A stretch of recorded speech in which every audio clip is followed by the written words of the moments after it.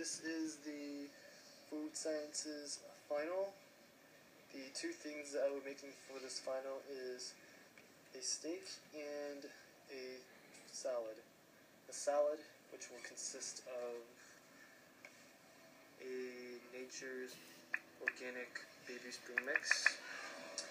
The salad will also include strawberries, an avocado, a cucumber, and the balsamic vinegar. The steak will include the onions and the ingredients here: butter, salt, and black pepper. And to cook it, I will use pure vegetable oil. Without further ado, let us get cooking. Alright, so we're gonna cut up the onion first. With the knife goes, this knife is good for cutting vegetables. First, cut off the ends.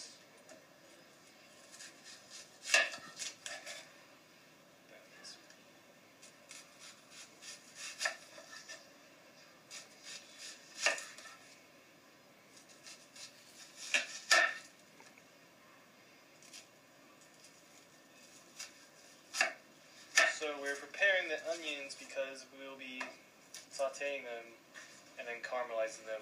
That will go with the steak. So next up, we're going to cut the cucumber, which is going to be for the salad.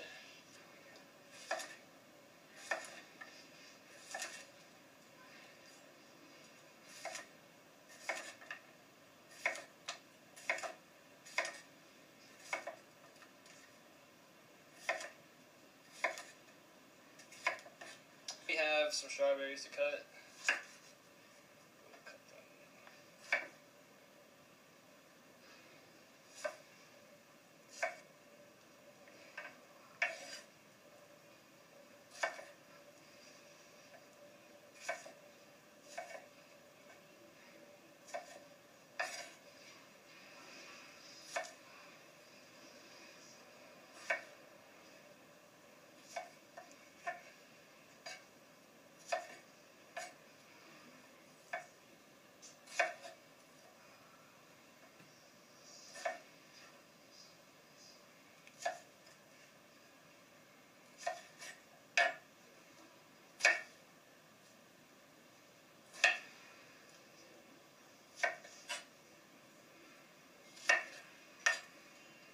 Alright, so now I will be seasoning the steak with some salt and pepper on each side. So what the salt is going to do is going to preserve some of the flavor in the meat, and what the black pepper is going to do is when it sears, it's going to give it some crust and some flavor as well.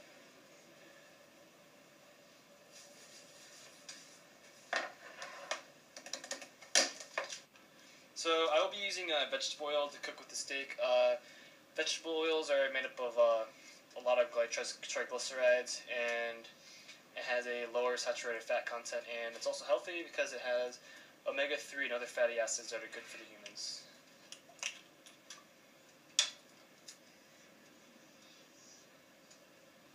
Alright, so we put the heat on, and now we're gonna... So now we're gonna put the onions in and saute them. We're gonna caramelize the onions real quick.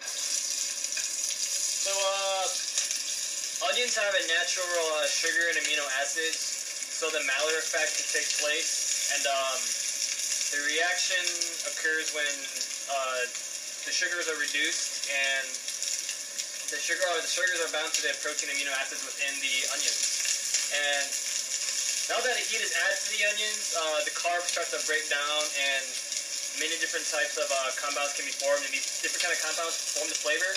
And eventually, the onions will turn brown. The brown will indicate that the onions are caramelizing, and also the different carbonyl groups start building up with the amino acids. And I'm going to start sauteing this. It allows for the compounds to caramelize with rich flavors, and the color of the product is brown, which I just talked about. And caramelization, it happens when the sucrose within the onion breaks down to make the glucose and sugar fructose. Yeah, I'll give it a few more stirs real quick. Yeah, about this. It's a chemical reaction because it's heat's being added, and sugar is already heated to a point, and the molecules will break down due to the heat. And then next we'll add the steak soon, but we're going to wait for this to caramelize. So you can see here, it is finally starting to brown. The essence is starting to smell sweet due to the sugars being heated up. And the browning is starting to occur, caramelization. So the butter is 62% saturated fat. It'll allow the steak to keep more of its flavor and to crust better as well. And we're just gonna, might as well use all the butter. Now we're gonna throw in the steak. Well, now it's nice and hot with the butter.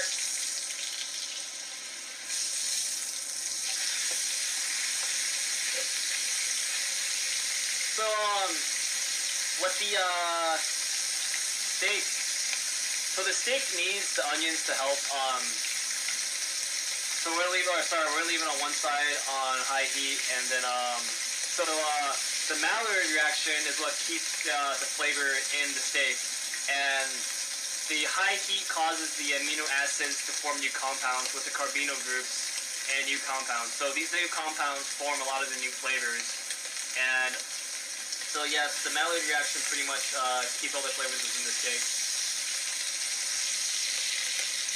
We're going to add in the onions, which is going to help keep the flavors in.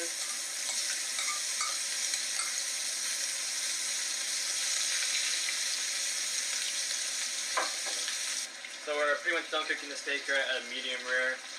We're going to take it off, put it on the cutting board to let it rest a bit so the juices are in the steak more. Letting it sit, we're going to cut it a bit. And a medium rare, here it is.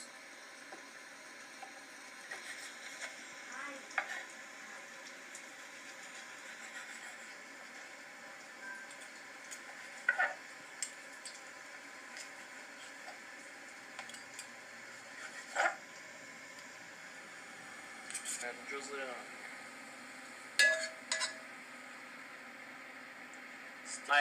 So now I will be putting together the salad. The main thing is the balsamic vinaigrette. So as you can see here, you can see the oil and vinaigrette separated. So what's happening is emulsion is happening. It's when like small droplets of one liquid is separated from another part of liquid, being the oil and the vinegar. There's two phases: the continuous and dispersed phase. The continuous phase is when the bulk phase. It's when the dispersed phase sits in the dispersed phase, and the dispersed phase, it's also known as the droplet suspended phase. It's when liquid is forced into smaller droplets and mechanically forced to live in their continuous phase. So an example of a water and /O is water and oil. So when oil is the continuous phase and water is dispersed phase. So an example of that would be the butter we just used to cook the steak. And the balsamic vinegar is a metastable, which means if you give enough time, the emulsion enough time, it will eventually separate in two phases. So if I shake this up, if I give this enough time, the oil and vinaigrette will separate and the oil will rise. And if you mix the vinegar and oil, you get a dispersion of droplets. And to have things stay mixed and prevent things from separating, so if we want this to stay together, you need an emulsifier to take place. A really common one in the kitchen is an egg, and surfactants stabilize the individual droplets in an emulsion. So I'm not sure if an emulsion can happen for this one because oil and vinaigrette are just two separate things, and the surface area might be too big for it.